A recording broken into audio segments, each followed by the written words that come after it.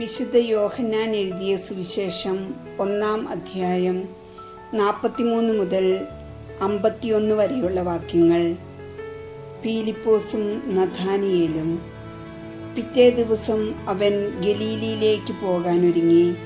പീലിപ്പോസിനെ കണ്ടപ്പോൾ യേശു അവനോട് പറഞ്ഞു, എന്നെ അനുഗമിക്കുക.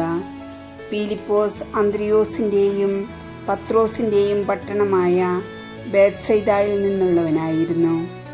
പീലിപ്പോസ് നഥാനിയേലിനെ കണ്ട് അവനോട് പറഞ്ഞു, മോശയുടെ നിയമത്തിലും പ്രവാചക ഗ്രന്ഥങ്ങളിലും ആരെപ്പറ്റി എഴുതിയിരിക്കുന്നുവോ അവനെ, ജോസഫിൻ്റെ മകൻ നസറത്തിൽ നിന്നുള്ള യേശുവിനെ ഞങ്ങൾ കണ്ടു. നഥാനിയേൽ ചോദിച്ചു, നസറത്തിൽ നിന്ന് എന്തെങ്കിലും നന്മയുണ്ടാകുമോ?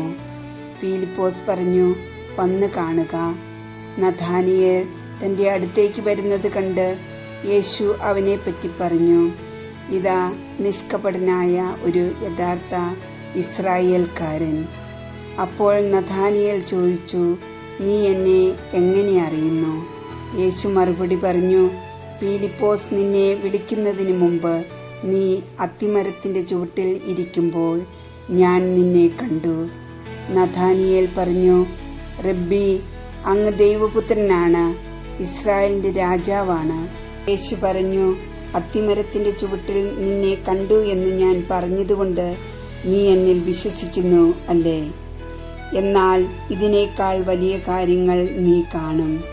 അവൻ തുടർന്നു, സത്യം സത്യമായി ഞാൻ നിങ്ങളോട് പറയുന്നു, സ്വർഗം തുറക്കപ്പെടുന്നതും ദൈവദൂതന്മാർ കയറിപ്പോകുന്നതും മനുഷ്യപുത്രൻ്റെ മേൽ ഇറങ്ങി വരുന്നതും നിങ്ങൾ കാണും.